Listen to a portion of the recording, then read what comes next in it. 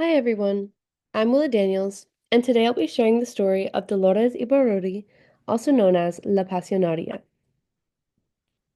So, who was Dolores Ibárruri? Ibárruri was a prevalent leader in the Spanish Communist Party, known for her passionate speeches and unshakable anti-fascist stance. Her nickname, La Pasionaria, or the Passionate, reflects how deeply she inspired the people who followed her. Ibárruri was born in 1895 in Gallarta, Spain, to a Basque father and a Castilian mother. She was the eighth of 11 children in a working-class mining family. Though she dreamed of becoming a schoolteacher, financial hardship forced her to leave school at 15 years old. She moved to the nearby urban center of Somorrostro, where she worked menial jobs such as seamstressing, housekeeping, and waitressing. There, she met Julian Ruiz Gabinia, and this is where her political journey would begin. Ruiz was a union activist and founder of the Socialist Youth of Somorrostro. He met Ibarruri while she was working as a waitress, and they fell in love and got married in 1915. Ruiz began introducing Ibarruri to the literature and ideals of socialism, which she quickly took a liking to. In 1917, Ruiz was arrested and jailed for striking, and Ibarruri started diving deeper into socialist writings on her own. During her husband's imprisonment, Ibarruri studied works of Marx and Engels and wrote a bold article for a local newspaper, El Minero Vizcaíno, criticizing religious hypocrisy. Publishing the article during Holy Week, she brazenly signed it La Pasionaria in reference to La Pasión, or the Passion of Christ, and the name stuck. By 1920, she officially joined the newly formed Partido Comunista de España, or Communist Party of Spain.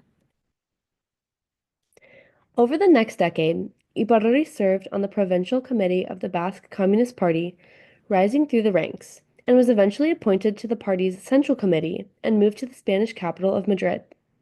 There, she became editor of Mundo Obrero, or Working Class, the party's main newspaper.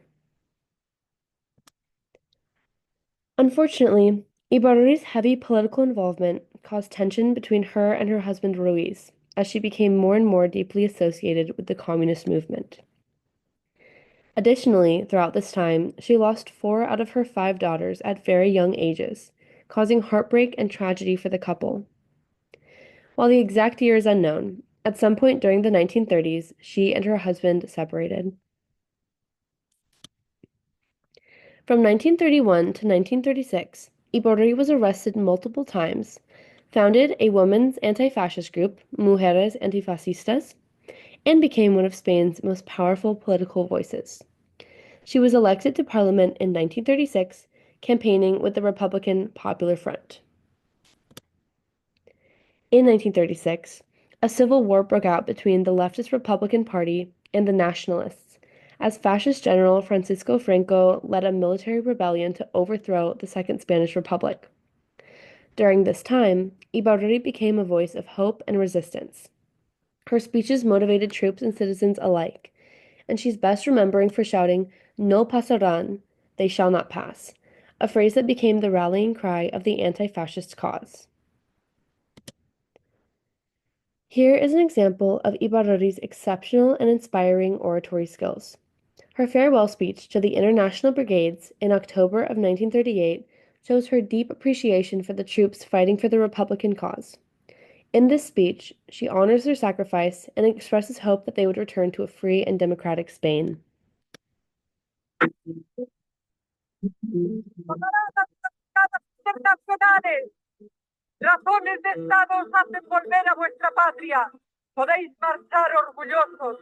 Sois la historia, sois la leyenda, sois el ejemplo heroico de la solidaridad y de la universalidad de la democracia, el cariño y el agradecimiento de todo el pueblo español que hoy y mañana gritará con entusiasmo: ¡Vivan los héroes de las brigadas internacionales!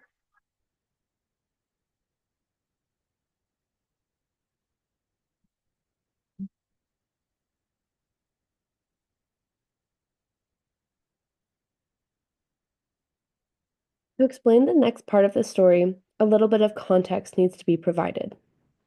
At this time, Joseph Stalin, the leader of the Soviet Union, had exiled his political opponent Leon Trotsky for openly opposing Stalin's leadership. Tensions were high between the opposing leaders, and any connection or devotion to Trotsky made Stalin wary. At the same time, Ibárruri had become closely aligned with Stalin's beliefs and leadership. In 1937, the presence of the Trotskyist Workers' Party of Marxist Unification in Barcelona plagued Stalin with feelings of paranoia. The tensions exploded on May 3rd through May 8th, now known as the May Days, which was a plan carried out by Stalin and supported by Ibárruri that led to the killing of over 1,000 members of the Trotskyist Party and injury of over 1,500 more. This internal conflict seriously weakened Republican unity in Spain and played into the eventual nationalist victory in 1939, with Franco taking over as dictator. Fascist control of Spain would continue on under his regime until his death in 1975, where citizens of Spain suffered decades of immense violence, silencing, and oppression.